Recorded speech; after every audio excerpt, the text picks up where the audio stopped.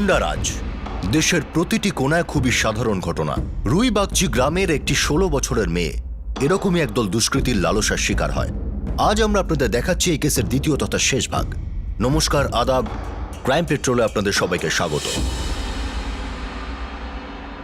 পশ্চিমবঙ্গের রুইবাগচি গ্রামের 5 গুন্ডা, বীরজু পণ্ডিত, বিনয় দাস, তপন হালদার, জগৎ দাহা আর দিবেশ সান্যাল। এদেরই সঙ্গী গুরু লাহিড়ী আর মুকেশ লাহিড়ী। গোটা গ্রাম এদের জ্বালায় অতিষ্ঠ হয়ে উঠেছিল। বাবাকে সকালবেলায় চা খাওয়ানোর জন্য দুধ কিনতে যাওয়া বিদ্যা এদের ঘৃণ্য লালসার শিকার হয়। যখন ওর বাবা শিবকুমার মিশ্র বাড়িতে ফিরে আসেন, তখন বিদ্যাকে বাড়িতে দেখতে না পেয়ে উনি খুঁজতে শুরু করেন। অনেক খোঁজার পরেও যখন বিদ্যাকে পাওয়া যায় না, তখন তারা পুলিশ স্টেশনে নিখোঁজ ডায়েরি করেন। কিন্তু পুলিশ তাদের অভিযোগকে কোনো গুরুত্বই দেয় না। তখনই গ্রামের এক মহিলা বিদ্যাকে ক্ষেতের মধ্যে খুবই খারাপ অবস্থায় পড়ে থাকতে দেখে।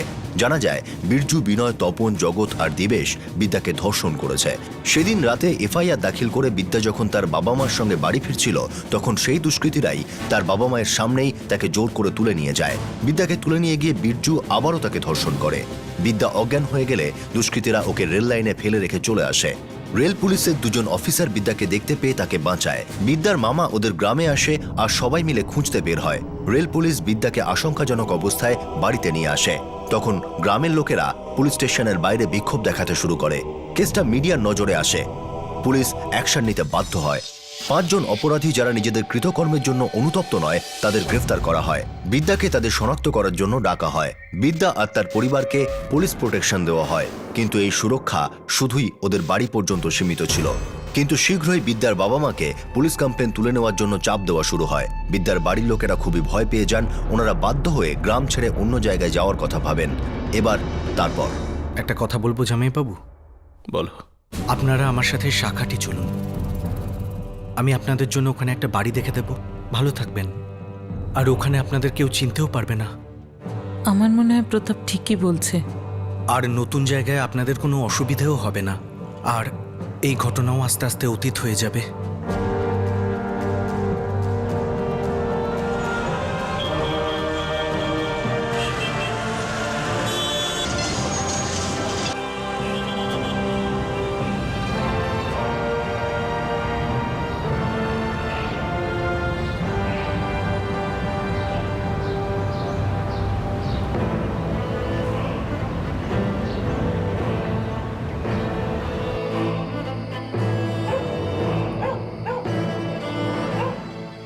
জামাইবাবু, একটা বাড়ির খোঁজ পেয়েছি, আমাদের বাড়ির পাশেই। আপনাদের জন্য একদম ঠিক হবে। ওখানে গিয়ে কাজও তো খুঁজতে হবে। এ ব্যাপারে আপনি একদম চিন্তা করবেন না, কাজ পেয়ে যাবেন। জায়গাটা বদলানো আপনাদের পক্ষে বিশেষ জরুরি, বিশেষ করে বিদ্যার জন্য।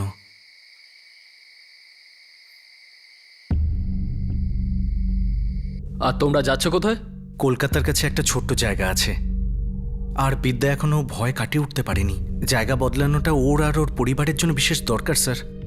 স্যার আপনার কাছে একটা অনুরোধ, আমাদের এই গ্রাম থেকে বাইরে যাওয়ার জন্য আপনাদের একটু সাহায্য চাই, যাতে করে আমাদের নতুন ঠিকানা সম্পর্কে কেউ কিছু জানতে না পারে। ঠিক আছে, তোমাদের ছেড়ে আসার জন্য 2 জন কনস্টেবল আর একটা পুলিশের গাড়ি দিচ্ছি।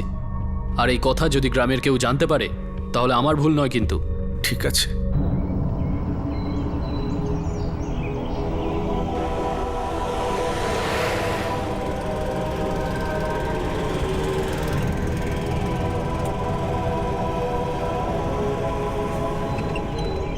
বিদ্যার পরিবার গ্রাম ছেড়ে চলে গেল এই অপমান আর রোজকার হুমকিগুলোকে পিছনে ফেলে রেখে। ওদের সঙ্গে অন্যায় হয়েছিল, কিন্তু তবুও সেই অজ্ঞাতবাসের জীবন ওদেরকেই বেছে নিতে হলো। কিন্তু ওরা কি সেই যন্ত্রণা থেকে মুক্তি পেয়েছিল? ওরা যেখানে গিয়েছিল সেখানে কি ওদের পরিবার সুরক্ষিত ছিল? পার্বতী, আমি বেরোচ্ছি।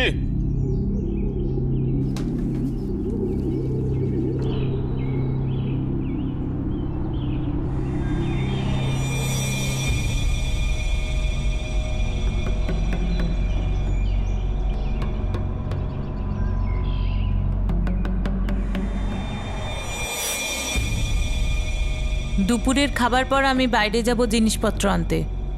তুই ঘরেই থাকবি, কেউ আসলে দরজা খুলবি না। ঠিক আছে।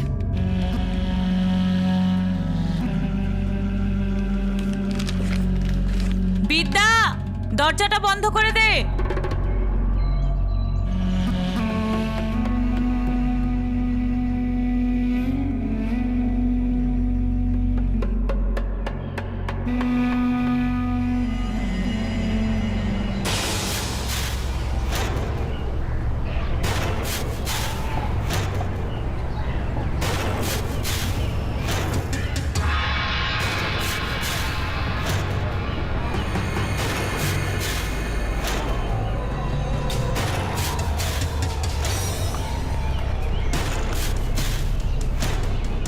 বৌদি,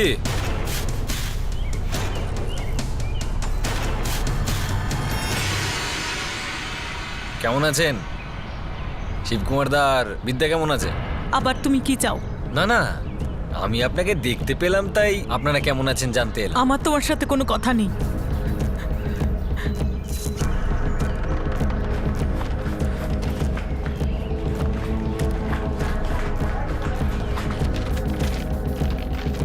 বিদ্যা, বিদ্যা, দরজা খোল। আমি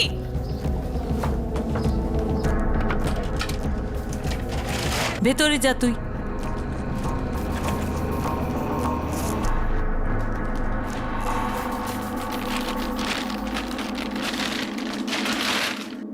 কি হয়েছে মা? কিছু নয়, দাঁড়া। দরজা খুলবি না। মা, কেউ ডাকছে আমাদের। তুই এখানেই দাঁড়া, আমি দেখছি। আরে বৌদি, আপনি এভাবে পালালেন কেন? কি চাও তুমি? কি জন্য এসেছো? আমি এখানে আমার এক বন্ধুর সঙ্গে দেখা করতে এসেছিলাম, ওই পাড়াতেই থাকে। আর সব থেকে বড় ব্যাপার হলো এই বাড়িটাও আমার কাকার। উনি আমাকে বললেন যে এই বাড়িটা আপনারা ভাড়ায় নিয়েছেন। আপনি এত ভয় পাচ্ছেন কেন? আমি জানি আপনি আমার ব্যাপারে কি ভাবছেন, কিন্তু সত্যি বলছি, আমার সঙ্গে বীরজু আর ওর বন্ধুদের কোনো যোগাযোগ নেই। আমি আমি আমি ওদের সঙ্গে সমস্ত সম্পর্ক ভেঙে দিয়েছি। আমি বুঝে গেছি যে ওরা 1 নম্বরের গুন্ডা। খুব খারাপ লাগছে যে আপনাকে আর আপনার পরিবারকে এত সমস্যার মুখে পড়তে হয়েছে, বিশেষ করে বিদ্যাকে। কেমন আছে ও? ভয় পাচ্ছেন কেন? আমায় বিশ্বাস করুন। ঠিক আছে, বুঝলাম। তোমার আর কিছু বলার আছে? না না, শুধু ভাবলাম একবার আপনার সঙ্গে কথা বলে নি। যদি যদি কোনো দরকার হয় তাহলে আমাকে বলবেন, ঠিক আছে? গুরু, হ্যাঁ। গ্রামে কাউকে কখনোই কিছু বলো না যে আমরা এখানে আছি। না না বৌদি, চিন্তা করো না, আমি কাউকে কিচ্ছু বলবো না। চললাম।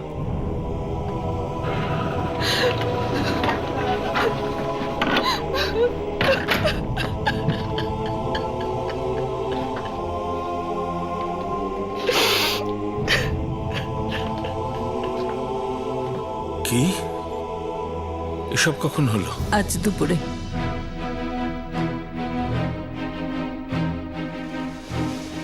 এই বাড়িটা নেওয়ার সময় আমি কিছুই বুঝতে পারিনি। এখন কি হবে? গায়ে তো খবর পৌঁছেই গেল। আমার তো মনে হয় লোকগুলো ঠিকই বলছে, আর দুবার যেন না সেখানে। আমি কিচ্ছু বুঝতে পারছি না, কাকে ভরসা করব, কার ওপর নয়। আমার মনে হয় এই ব্যাপারে আমাদের আর কিছু ভাবা উচিত নয়।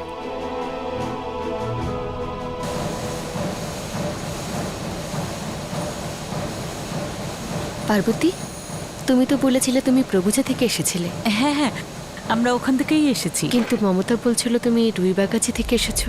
বিদ্যার সাথে ওখানে কিছু ঘটেছিল, সেই জন্য চলে এসেছো।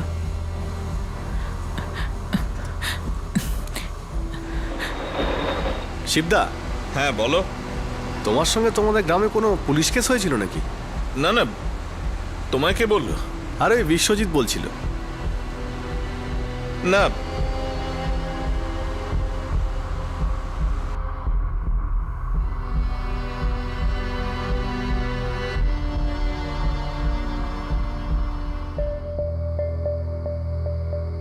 সবাই নানান কথা বলছে, জানি আমি। এইসব থেকে বাঁচতে আমরা এখানে এসেছি। গুরু কি এখানে এই খবর ছড়ানোর জন্য এসেছিল?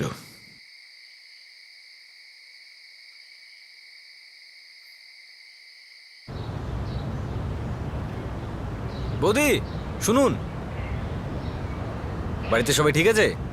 কেন তুমি বিরক্ত করছো? আরে আমি আপনার ভালো চাই, এটা আপনারা কেন বুঝছেন না? তুমি বিদ্যা আর আমাদের সম্পর্কে সব কথা এখানে বলে দিয়েছো, তাই না? কি কি চাও তুমি? আপনারা পুলিশ কমপ্লেনটা তুলে নিন।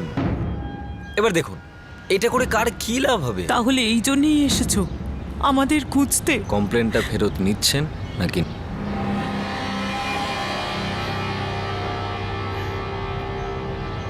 আমি আমার স্বামীর সাথে কথা বলবো।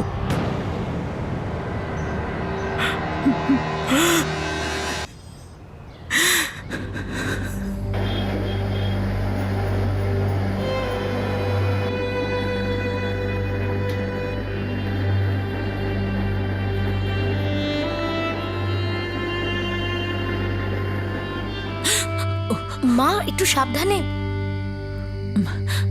তুই তৈরি কর। মা মা কি হয়েছে আমাকে বলো না। কিছু নয়, তুই রুটি বানা।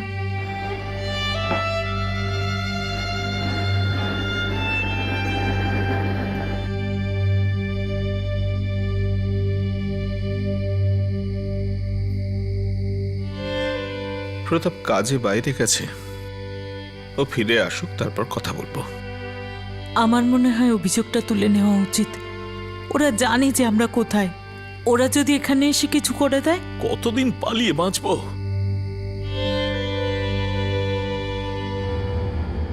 বিদ্যার বাবা মাকে কেস তুলে নেওয়ার জন্য সমানে চাপ দেওয়া হতে থাকে। ওনাদের পাড়া প্রতিবেশীরা, যাদের থেকে সহানুভূতি আশা করা হয়েছিল, তারাও কথা শোনাতে থাকে। অদ্ভুত ব্যাপার হলো যে এই ঘটনার ঠিক 1 বছর আগে দিল্লির ঘটনার জন্য গোটা দেশ জুড়ে সেই 23 বছরের মেয়েটির জন্য সহানুভূতির বন্যা বয়েছিল। কিন্তু বিদ্যা আর তার মা বাবার জন্য সমস্যা প্রতিদিন বেড়েই চলেছিল। যদিও অভিযোগ তুলে না নেয়, তাহলে আমাদের অন্য কিছু ভাবতে হবে। মনে হচ্ছে যেটা ভেবেছিলাম সেটাই করতে হবে। ঝামেলাটা আরো বেড়ে যাওয়ার আগেই কেসটাকে এখানেই শেষ করতে হবে। অনেক বুঝিয়েছি।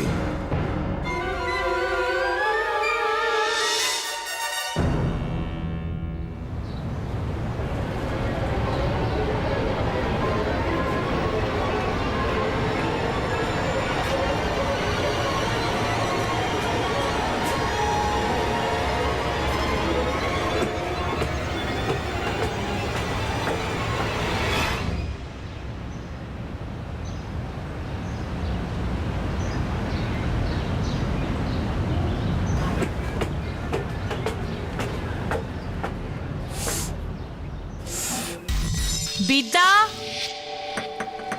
বিদ্যা, বিদ্যা, বিদ্যা, বিদ্যা, বিদ্যা,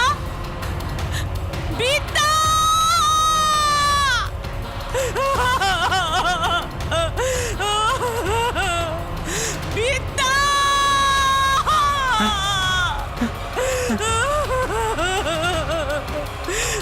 আরে কি হলো, কি হলো, কি হলো? আরে কি হলো? চলো চলো চলো, ওপরে চলো।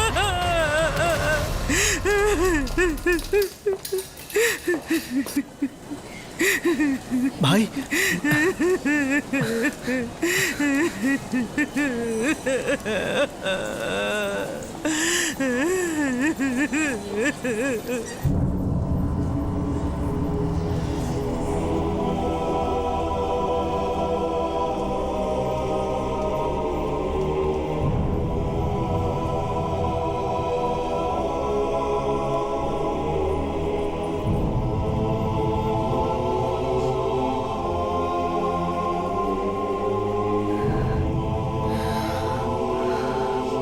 ভাই, আমাদের বিদ্যার অবস্থা এখন কেমন? আপনারা ডাক্তারবাবুকে জিজ্ঞাসা করুন, উনিই বলতে পারবেন। বিদ্যা শোনা, এখন তুই কেমন আছিস? ও খুব খারাপভাবে পুড়ে গেছে। ওর শরীরের প্রায় 75% জ্বলে গেছে। আমরা আমাদের চিকিৎসা শুরু করে দিয়েছি, কিন্তু অনেক কাজ বাকি আছে।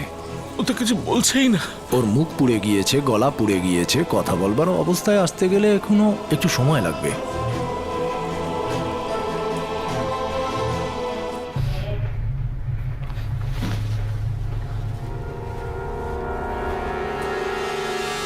স্যার, ওর মা যখন ফেরে তখন দরজা খোলা ছিল, কিন্তু প্রতিবেশীরা ওই মুকেশ আর গুরু লাহিড়িকে সিঁড়ি দিয়ে নেমে যেতে দেখেছিল স্যার।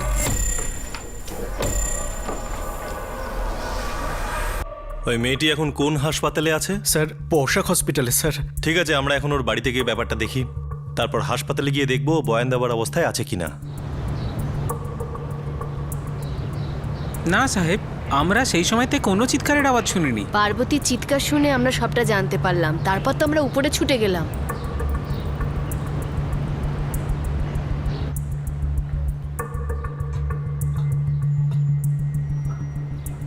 স্যার, মনে হচ্ছে এই স্টোভের পুরো কেরোসিনটা নিজের গায়ে ঢেলে জ্বালিয়ে দিয়েছিল। সমস্ত স্যাম্পল নিয়ে নাও। ঠিক আছে স্যার। স্যার, সুইসাইড অ্যাটেম্পটের কেস মনে হচ্ছে।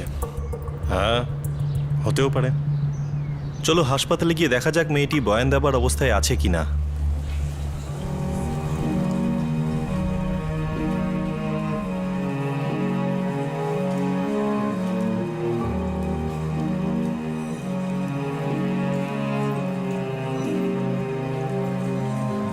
দেখো, এটা কোনো বার্নস হসপিটাল নয়।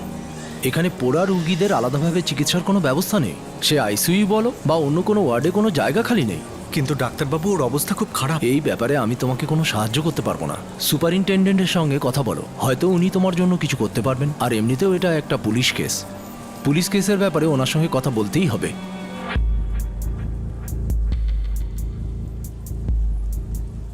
বিদ্যা, তুমি কি আমাদের বলতে পারবে তোমার সাথে কি ঘটেছিল?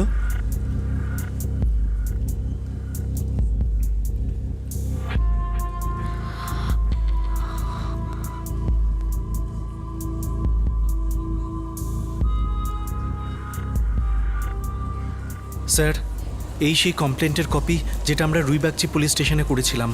আর যতদূর জানি ওরা সবাই জেলেই আছে। আর এই দুজন, মুকেশ আর গুরু লাহিড়ী, ওদের বন্ধু স্যার। আর ওরা দুজন বহুবার আমার দিদি আর জামাইবাবুকে হুমকি দিয়েছে। ওরা বিরক্ত করেই যাচ্ছিল সাহেব। ওরা চেয়েছিল যে আমরা আমাদের অভিযোগ ফিরিয়ে নিই। হ্যাঁ, এটা হতেই পারে যে আপনারা চলে যাবার পর ওরা একে ভয় দেখাতে এসেছিল। জানি না সাহেব। আপনাদের মেয়ে বিদ্যা কি এটা জানতো যে ওরা আপনাদের হুমকি দিচ্ছে? না স্যার, আমরা এই ব্যাপারে বিদ্যাকে কিচ্ছু বলিনি। ও এমনিতেই এত কিছু সহ্য করেছে স্যার। দেখুন, আমরা ঘটনাস্থল পরীক্ষা করেছি। সেটা দেখে এটাই মনে হচ্ছে যে ওরা দুজন ওখানে ভয় দেখাতে এসেছিল আর তারপরে মেয়েটি সুইসাইড করার চেষ্টা করে। আমরা সুইসাইডের এফআইআর লিখে নিচ্ছি, কিন্তু কোনো অ্যাকশন নেবার আগে আমাদের বিদ্যা স্টেটমেন্টের জন্য অপেক্ষা করতেই হবে।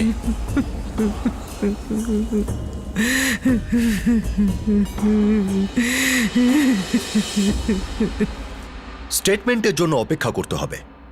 প্রতিবেশীরা যে অপরাধীদের দেখেছিল, বিদ্যার পরিবার যাদের কথা বলেছিল, তাদের হাতে পালিয়ে যাওয়ার জন্য যথেষ্ট সময় ছিল। এই ঘটনার আগে পুলিশে আরও 2টো কমপ্লেন দাখিল করা হয়েছিল, কিন্তু তবুও বিদ্যার মুখ খোলার জন্য অপেক্ষা করা হচ্ছিল। ওই গুন্ডাদের অত্যাচারের পরে যে দুঃখ আর যন্ত্রণা বিদ্যা আর তার পরিবারকে আমাদের আইনি ব্যবস্থার জন্য পেতে হয়েছিল, তার কোনো সীমা ছিল না। আর হাসপাতালে পৌঁছেও তাদের যন্ত্রণা এতটুকু কমেনি। দেখো, এই মুহূর্তে ফ্রি বেড একটাও তো খালি নেই। তোমরা যদি কিছু টাকা খরচা করতে পারো তাহলে তোমাদের জন্য একটা বেডের ব্যবস্থা করতে পারি। স্যার, ওকে কোনো একটা ভালো ওয়ার্ডে ভর্তি করে দিন। ওর অবস্থা খুব খারাপ স্যার। আমি তোমাদের একটা লিস্ট দিচ্ছি, এটা দেখে তোমরা ঠিক করে নাও কিরকম বেড তোমাদের পছন্দ।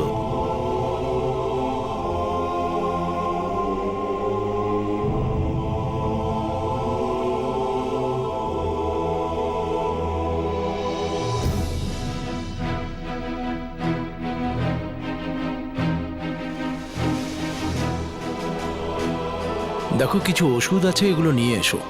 ডাক্তারবাবু, বিদ্যার অবস্থার কোনো পরিবর্তন হচ্ছে না। এই হসপিটালে কোনো বার্ন স্পেশালিস্ট নেই, তবু আমরা যতটুকু পারি করবার চেষ্টা করছি। খুব ভালো হয় যদি কোনো বার্ন স্পেশালিটি হসপিটালে নিয়ে যেতে পারো। ডাক্তারবাবু, আপনিই বলে দিন না ওকে কোথায় নিয়ে যাই। ডিসি সুপার স্পেশালিটি হসপিটালে চেষ্টা করো, ওখানে ভালো চিকিৎসা হতে পারে।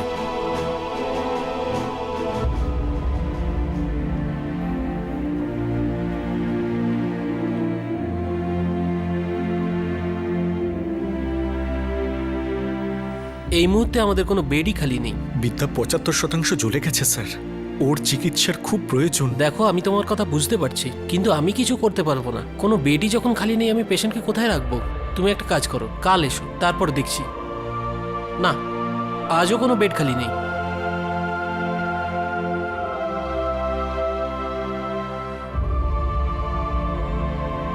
আজকেও কোনো বেড খালি নেই, কিন্তু কাল তুমি পেতে পারো। আপনাকে অসংখ্য ধন্যবাদ স্যার। কিন্তু তোমাকে বসাক হসপিটাল থেকে রেফারেন্স আনতে হবে, তাছাড়া আমরা কিছুই করতে পারবো না।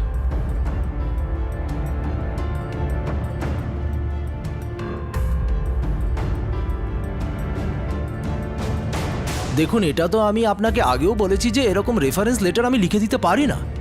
খুব বেশি হলে আমি আপনাকে ডিসচার্জ লেটার দিতে পারি, ঠিক আছে? ওর জন্য আপনাকে বন্ড সাইন করতে হবে। যদি হসপিটাল চেঞ্জ করবার সময় বিদ্যার কিছু হয়ে যায়, তাতে আমাদের কোনো দায়িত্ব থাকবে না। এবার আমি কি করব স্যার? সুপারিনটেন্ডেন্ট স্যারও অফিসে নেই। দেখুন, উনি যতক্ষণ না অফিসে ফিরছেন আপনাকে অপেক্ষা করতেই হবে।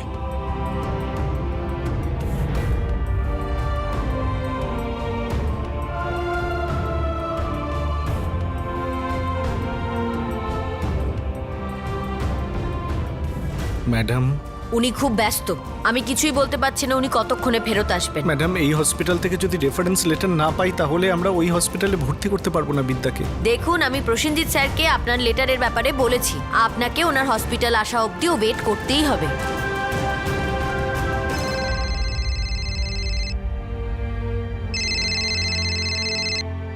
হ্যাঁ স্যার, আমি আপনাকে ফোন করতে যাচ্ছিলাম স্যার। প্রতাপ, আমি আপনাকে কতক্ষণ স্টেটমেন্ট দেওয়ার জন্য ফোন করছিলাম, আপনি এলেন না। কোথায় আপনি? ওই স্যার, বিদ্যার চিকিৎসার জন্য একটু ছোটাছুটি করতে হচ্ছিল, এই জন্য। ও কি এখন বলার অবস্থায় আছে?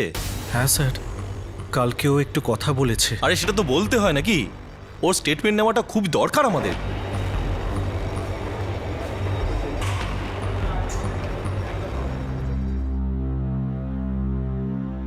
বিদ্যা, তুমি কি আরেকটু জোরে বলতে পারবে? ওর হয়তো গলা শুকিয়ে গেছে, ওকে একটু চা খাইয়ে দিই, তারপরে হয়তো কিছু বলতে পারবে।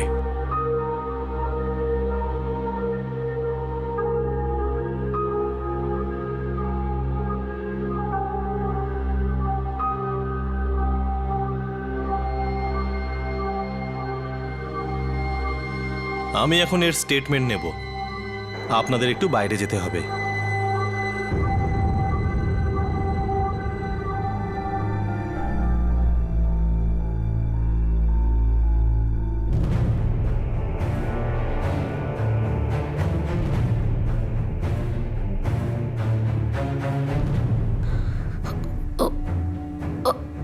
ওরা দুজন দরজা কটকট করছিল। আমি আমি দরজা খুললাম।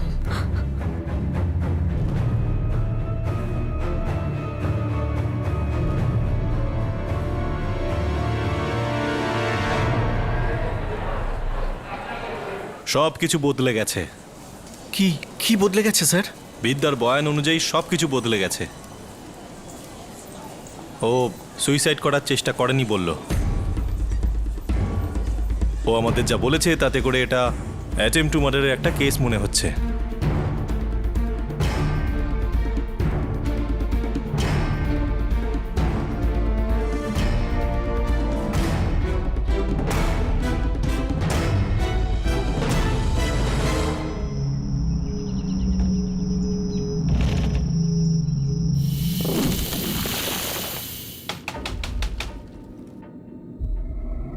কে?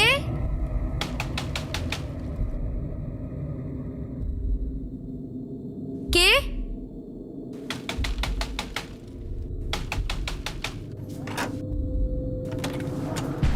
কেমন আছে বিদ্যা? মা আছে ভেতরে? না, মা তো বাজারে গেছে। ওনার সঙ্গে কিছু কাজ ছিল, কিছু কথা ছিল। আপনারা বরং পরে আসুন, এখন মা নেই। যদি তুমি কিছু মনে না করো তাহলে আমরা একটু ভেতরে বসে অপেক্ষা করতে পারি? ভয় পেও না বিদ্যা, আমাদের কথা তোমার মা বাবার সাথে আগেই হয়েছে। আসলে তোমার মায়ের গ্রামে কিছু দরকার আছে, সেজন্যই এসেছি।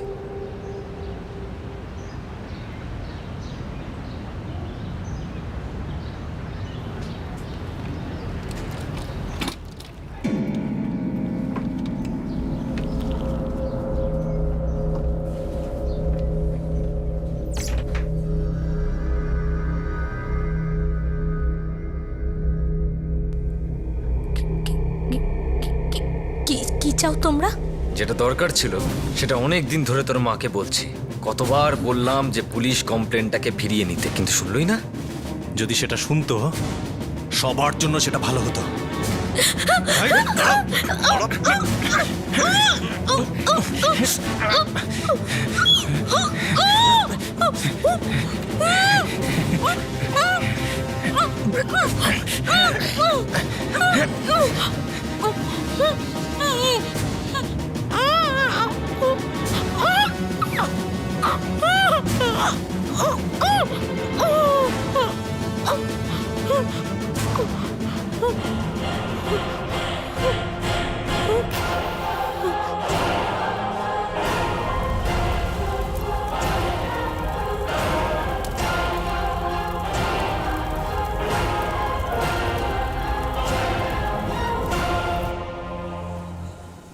আমরা এফআইআরটা বদলে অ্যাটেম্পট টু মার্ডারের একটা কেস লিখে নিচ্ছি।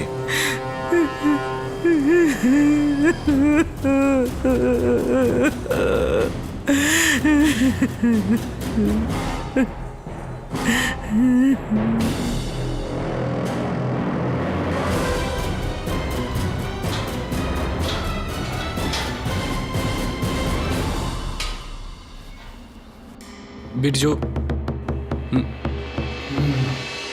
সাহেব আপনিই বলুন। যখন থেকে এখানে এনেছেন এখানেই আছি, জেল থেকে বাইরে যাইনি। তাহলে আমরা এটা কি করে করতে পারি? বীর্য, আমি খুব ভালো করে জানি গুরু আর মুকেশ তোমাদের খুব ভালো দুজন বন্ধু। স্যার বন্ধু হয়েছে তো কি হলো? এবার যদি ওরা এরকম কিছু করে থাকে তো সেটার জন্য আমরা কি করে দায়ী হতে পারি? আরে স্যার, আমরা তো ভেতরেই আছি, আমরা কি করে জানবো মেয়েটা কোথায় আছে? তাহলে তো ওদের ভয় দেখানোর কোনো প্রশ্নই উঠছে না। আর সত্যি কথা বলছি সাহেব, আমরা এটা জানি না যে মুকেশ আর গুরু কি করেছে, আর কোথায় ওদের পাবেন এটাও বলতে পারবো না। ওরা দুজন গ্রামে নেই, আমরা ওদের আত্মীয়কে জিজ্ঞাসাবাদ করছি। আপনি আমাদের এই দুজনের ফটোগ্রাফ পাঠাতে পারবেন? কারণ এই কেসের খবর চারিদিকে ছড়িয়ে পড়ছে আর আমাদের উপরও খুব চাপ বাড়ছে। এই কেসটা তো সত্যিকারের একটা মাথা ব্যথা। ঠিক আছে, আমি আপনাকে ওদের দুজনের ফটোগ্রাফস ফ্যাক্স করে দিচ্ছি।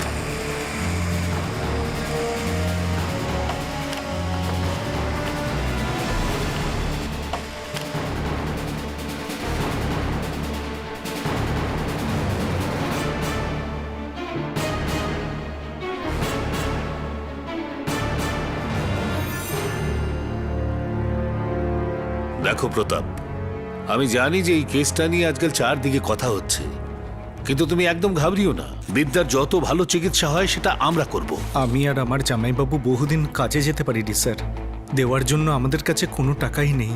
আপনি আমাকে রেফারেন্স লেটারটা দিয়ে দিন, আমরা যে করেই হোক আপনাদের হাসপাতালের টাকা ফিরিয়ে দেবো স্যার। আরে কি বলছো তুমি? বিদ্যার চিকিৎসার সমস্ত খরচ আমার হসপিটাল বেয়ার করবে, এটা আমাদের কর্তব্য।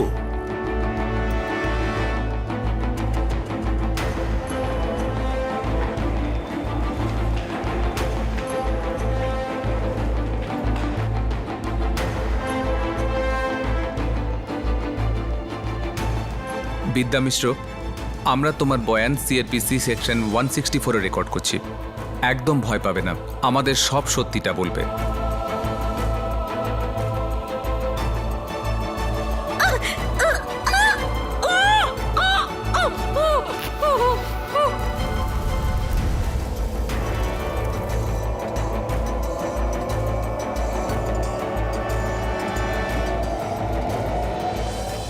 ওই দুজন কি এরাই?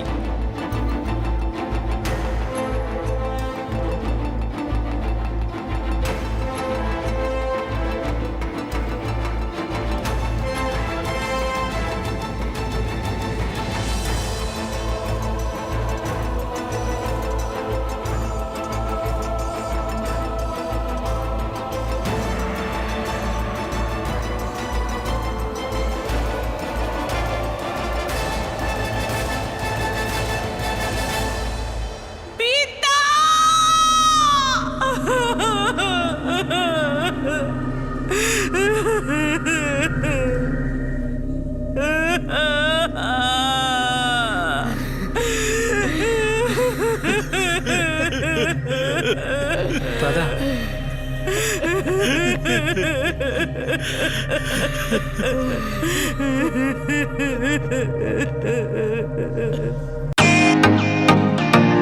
Welcome to Biten world, how may I assist you?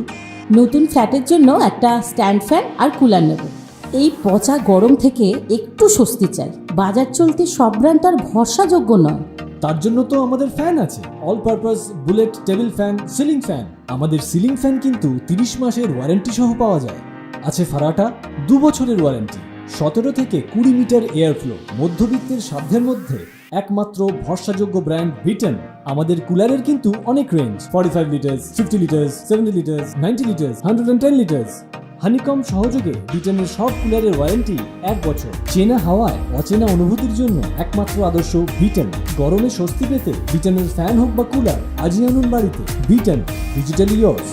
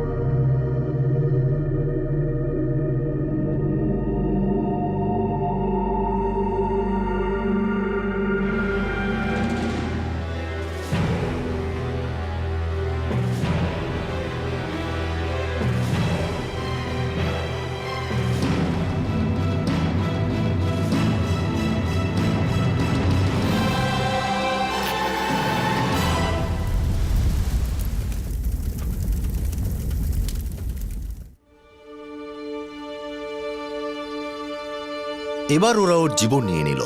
একটি 16 বছরের কিশোরী শেষ হয়ে গেল, কিন্তু মৃত্যুর পরেও সে আর তার পরিবার শান্তি পেল না। স্যার বিদ্যা বলে ওই মেয়েটা মারা গেছে। হোয়াট?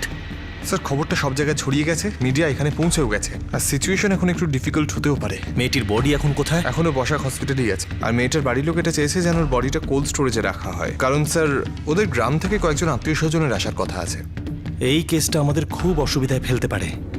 আমাদের জবাব দিতে হবে, কিছু করতেই হবে।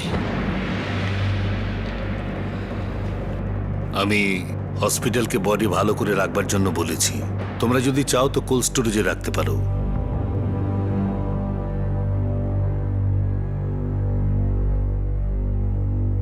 প্রতাপ ভাই, তোমরা এখন নিজেদের বাড়িতে যাও, আমি এখানে বিদ্যার বডিটা কোল্ড স্টোরেজে রেখে দিচ্ছি। বাড়িতে ওর অন্তিম সংস্কারের ব্যবস্থাও তো করতে হবে, এতক্ষণে হয়তো আত্মীয় স্বজনরাও চলে এসেছে। তুমি এখানকার চিন্তা করো না, আমি সব সামলে নেব। আপনি আমাদের যে উপকার করলেন দেবাশিস দা। আরে এতে উপকারের কোনো ব্যাপারই নেই, আমরা তো প্রতিবেশী, আর এই সময়তে যদি একজন প্রতিবেশী। দেবাশিস দা, এটা বিদ্যার ডেথ সার্টিফিকেট। ঠিক আছে, এসো, আমি নিচ পর্যন্ত ছেড়ে দিচ্ছি।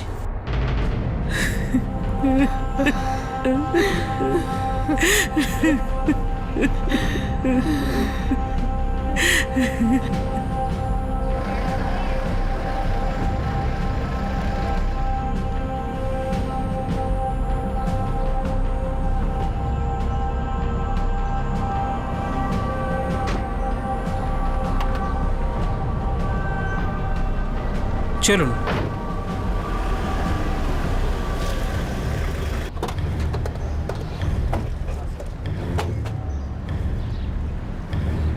এই অ্যাম্বুলেন্সটা কোথায় যাচ্ছে? স্যার বিদ্যার বডিটা কোল্ড স্টোরেজে রাখার জন্য নিয়ে যাচ্ছি। না না, দাঁড়াও, আমরা চেক করব। কিন্তু স্যার,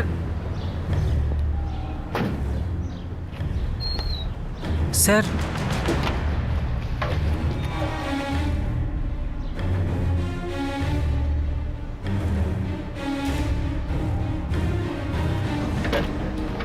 আমরা এটাকে নিয়ে যাচ্ছি। এই বডিটাকে সোজা এখান থেকে শ্মশান ঘাটে নিয়ে যেতে হবে। কিন্তু স্যার বিদ্যার বাড়ির লোক কেউ নেই এখানে, ওরা বাড়িতে সবাই এর অন্তিম সংস্কারের ব্যবস্থা করছে। দেখো, আমাদের কাছে অর্ডার আছে, বডিটাকে সোজা শ্মশানে নিয়ে যেতে হবে। চলো। কিন্তু স্যার বসা হয়ে গেছে, শুনুন না স্যার, আর বাড়ির লোকজনকে তো আসতে দিন স্যার।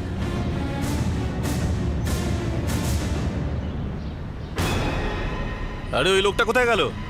আরে এক্ষুনি তো এখানেই ছিল। কোনো ব্যাপার নয়, মেয়ের বাড়ির লোককে বলে দাও যেন সোজা শ্মশান ঘাটে চলে আসে। হ্যাঁ ঠিক আছে, চলো।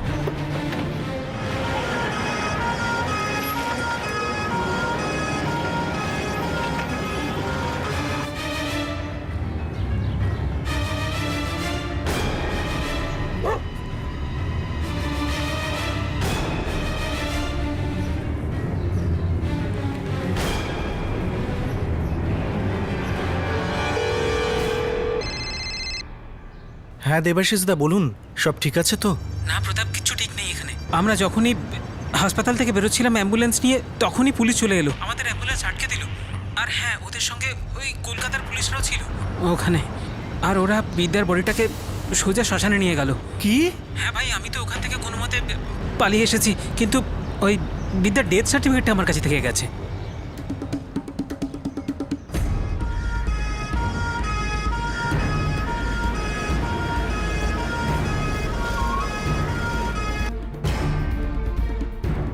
হ্যালো স্যার, আমি প্রতাপ মিশ্র বলছি। প্রতাপ, তোমরা সোজা শ্মশান ঘাটে পৌঁছে যাও, বিদ্যার বডিকে নিয়ে আমরা ওখানেই পৌঁছাচ্ছি। স্যার, এত তাড়াতাড়ির কি আছে?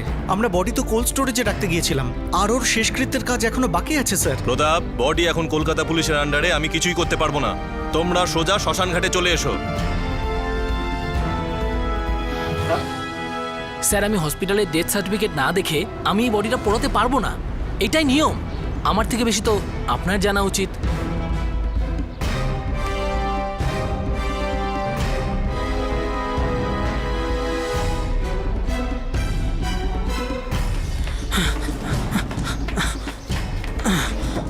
এটা কি করে হতে পারে?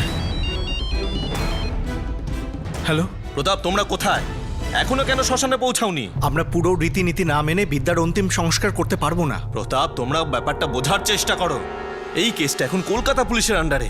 দেখো, পুলিশ শ্মশানে পৌঁছে গেছে, তোমরা তাড়াতাড়ি বিদ্যার ডেথ সার্টিফিকেট নিয়ে শ্মশানে পৌঁছাও। দেখো, তোমরা যদি টাইমে ওখানে না পৌঁছাও তাহলে ওরা বিদ্যার দেহ একটা বেওয়ারিশ লাশ হিসাবে পুড়িয়ে দেবে। আমরা এত তাড়াতাড়ি ওর অন্তিম সংস্কার করতে পারবো না স্যার।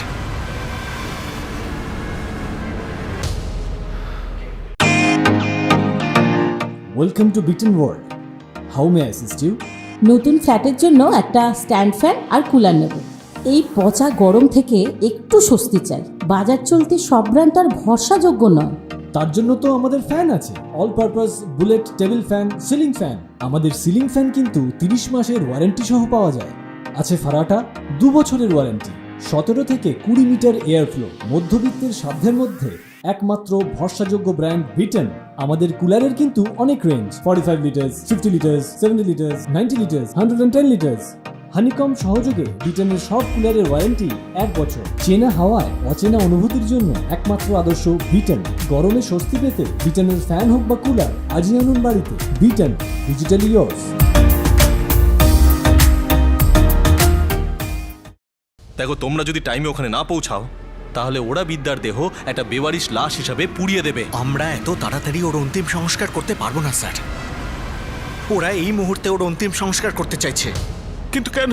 কাকু, আমার মনে হচ্ছে ওরা প্রচণ্ড ভয় পেয়ে আছে। যদি মিডিয়া খবর পেয়ে যায় তাহলে খবর চারদিকে ছড়িয়ে পড়বে, আর তারপর দিল্লির কেসটার মতো লোকজন রাস্তায় না উঠে আসে, এটাই ভয় পাচ্ছে ওরা। এই জন্যই ওরা তাড়াহুড়ো করছে। ওরা নিজের মতো যা খুশি করতে চাইছে। তাহলে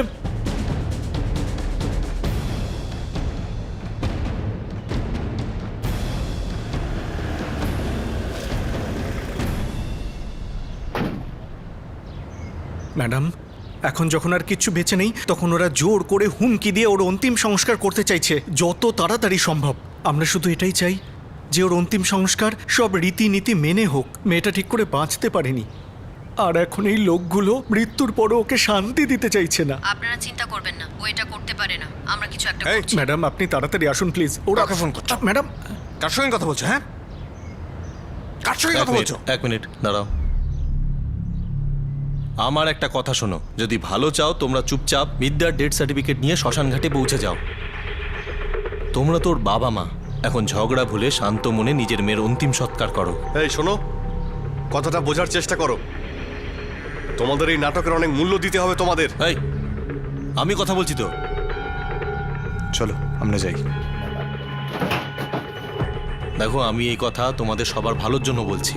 আমার কথা মানো আর শান্তিতে মেয়ের অন্তিম সৎকার করো।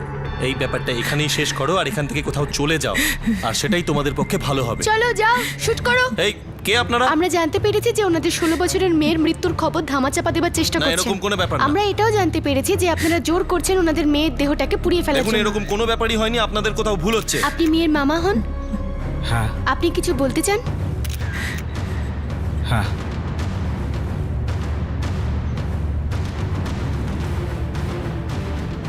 মেয়েটির পরিবারের লোক কোথায় স্যার?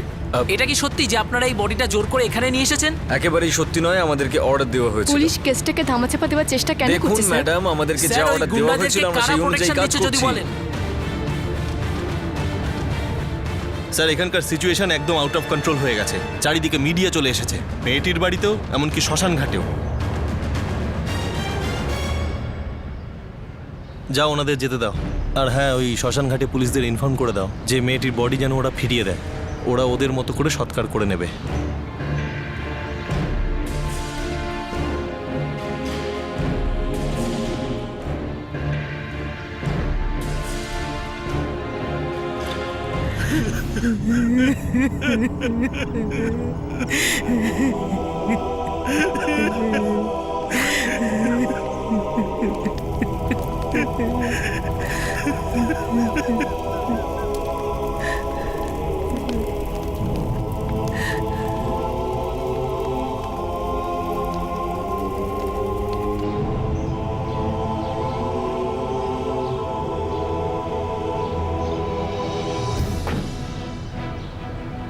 কিন্তু দ্বিতীয় এফআইআর তো শুধু টোন টিটকিরির ছিল, রেপের কোনো রিপোর্ট লেখানো হয়নি।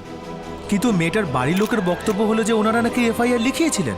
আগে না, এমনকি এফআইআর এর কপি ওনাদেরকে পড়িয়ে শোনানো হয়েছিল। কিন্তু ওরা তো বলতে চাইছে যে ওরা নাকি ঠিক করে বাংলা বুঝতেই পারে না। দেখুন, এই ব্যাপারে আমাদেরকে কিছু বলা হয়নি। দেখুন, কেসটা এখন ক্রাইম ব্রাঞ্চের হাতে। ওনারাই বিদ্যার খুনিকে অ্যারেস্ট করেছেন আর ওনারাই এখন কেসটা দেখছেন। আমরা তো শুধু অপরাধীদের অ্যারেস্ট করেছি, কেসটা আমাদের কাছে ফাইল করা হয়নি। আপনাদের তো এই প্রশ্নটা রুইবাগচি পুলিশের কাছে করা উচিত। আরে আপনারা কেন আমার পেছনে পড়ে আছেন? এই কেসটা এখন শাখাতি পুলিশ স্টেশনের কাছে আছে, ওদেরকে জিজ্ঞেস করুন। দেখুন, আমি আপনাদের আগেই বলেছি এই কেসটা এখন ক্রাইম ব্রাঞ্চের হাতে। এর বেশি ইনফরমেশন আমি আপনাদের দিতে পারবো না।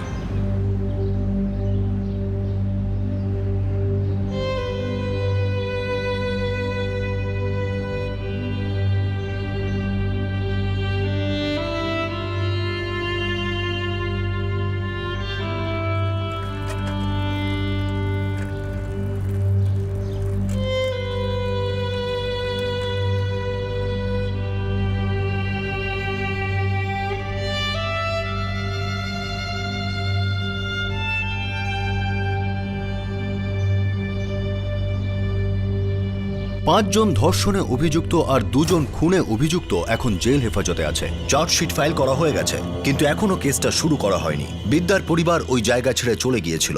প্রথমবার বর্বরচিত অপরাধের শিকার বিদ্যার সুরক্ষার জন্য পুলিশ কোনো পদক্ষেপ নেয়নি। দ্বিতীয়বার আবারও সেই অপরাধের শিকার হয়, আর তৃতীয়বার তার গায়ে আগুন দেওয়া হয় আর সে মারা যায়। এই অপরাধটাকে লুকোতে আর এই সম্পর্কিত সব খবর গোপন করার পিছনে কি কোনো রাজনৈতিক উদ্দেশ্য ছিল? আর সেই উদ্দেশ্যের কারণেই কি তাড়াহুড়ো করে বিদ্যার শেষকৃত্যের চেষ্টা করা হয়েছিল? কেউ জানে না। কারো কাছে এইসব প্রশ্নের কোনো উত্তর নেই। এইরকম গুন্ডারা আমাদের সমাজে কেন বেড়ে চলেছে? কারা এদের আশ্রয়দাতা সেটা সবাই জানে, কিন্তু এই সমস্যার সমাধান কারো কাছে নেই। আমাদের প্রশাসনের কাছে তো আরও নেই। শুধুমাত্র টিভিতে চলতে থাকা বিতর্ক সভায় সমস্ত রাজনৈতিক দলের নেতারা নিজেদের দলের এফিশিয়েন্ট গভর্নেন্স অর্থাৎ নিপুণ আর প্রভাবশালী সরকারের কথা বলে থাকেন। দাবি করেন যে ওনাদের দল কি কি পরিবর্তন আনবে। প্রতিটা দলই নিজেদেরকে সততা আর ন্যায়ের প্রতীক হিসাবে দাবি করে, স্বচ্ছ প্রশাসনের পথপ্রদর্শক হিসাবে দাবি করে, কিন্তু বাস্তবে চিত্রটা ভিন্ন। আমাদের নেতারা নিজেরাই দুষ্কৃতীদের মতো মন্তব্য করে থাকেন, তাদের কথায় সায় দেন, নিজের দলের কর্মী সমর্থকদের দোষ ত্রুটিগুলো এড়িয়ে যান। তারা নিজেরাই ধর্ষকদের হয়ে সওয়াল করেন। বিদ্যা মাত্র 16 বছরের ছিল, তার বাঁচার অধিকার ছিল, নিজেকে সুরক্ষিত ভাবার অধিকার ছিল, তার এমন প্রশাসন পাওয়ার অধিকার ছিল যে তার পরিবারকে এইভাবে দুয়ারে দুয়ারে চোরকির মতো ঘোরাতো না। প্লিজ ভোট দিন, আর এমন একজন প্রার্থীকে ভোট দিন যিনি গুন্ডাদের মতো কথা বলেন না, গুন্ডাদের মতো আচরণ করেন না, আর না গুন্ডাগিরিকে তিনি সমর্থন করেন। আপনাদের সাথে আবার দেখা হবে ক্রাইম পেট্রোল দাস থেকে আরো একটা নতুন কেস নিয়ে। ততক্ষণ নিজের খেয়াল রাখবেন, সুরক্ষিত থাকবেন, আর মনে রাখবেন আপনার একটি ভোট খুবই মূল্যবান। জয় হিন্দ।